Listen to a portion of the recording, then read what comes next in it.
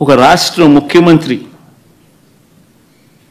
5 సంవత్సరాలు బ్రహ్మోత్సవాలలో తిరుమల తిరుపతి దేవస్థానానికి వస్త్రాలు సమర్పించిన నేను, ఇన్నిసార్లు తిరుమల తిరుపతి దేవస్థానానికి వెళ్ళిన నేను, ఈరోజు తిరుమల తిరుపతి దేవస్థానానికి నేను రాకూడదట, పోకూడదట.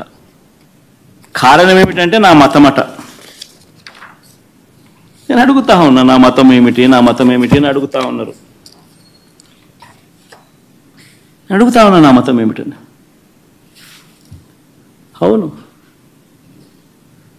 4 గోడల మధ్య నేను బైబిల్ చదువుతాను, తప్పేముంది? బయటికి పోతే హిందూ సాంప్రదాయాలను నేను అనుసరిస్తాను, గౌరవిస్తాను. బయటికి పోతే ఇస్లాంను అనుసరిస్తాను, గౌరవిస్తాను.